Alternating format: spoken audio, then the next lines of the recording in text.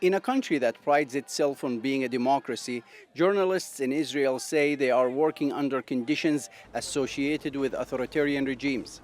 I would describe everything that happened as an extreme situation of censorship, definitely. Journalists live in fear of being a target for incitement against them, in fear of being even attacked by settlers sometimes.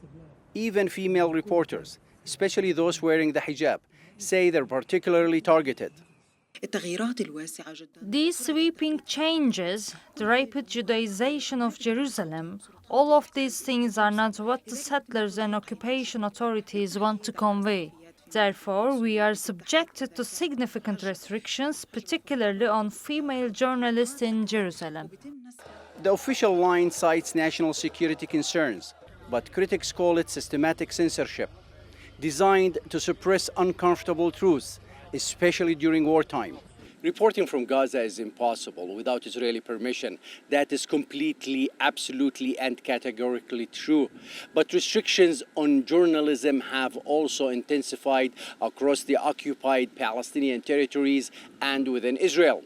Journalists say these severe limitations are increasingly hindering their ability to report freely and accurately. The Israeli censorship, I tell them. Several journalists say the situation has worsened under National Security Minister Itamar Ben-Gvir. They accuse him of fueling public incitement against the press.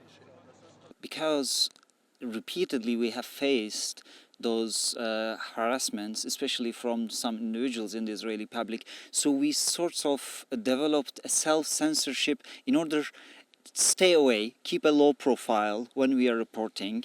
Although what we are doing is completely run by all the necessary permissions, but still we had to kind of keep a low profile and try not to attract any attention from the individuals in the Israeli public. As press access shrinks and transparency fades, watchdogs warn the Israeli public and the world. Reporters are relying more on official government narratives than independent reporting.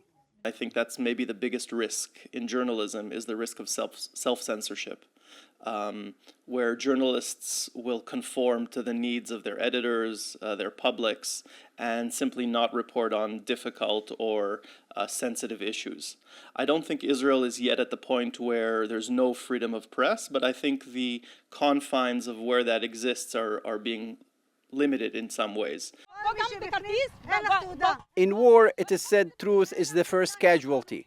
And now, for many journalists in Israel, telling that truth has become more difficult and more dangerous than ever before. Mohammad Al-Kassim, TRT World, occupied East Jerusalem.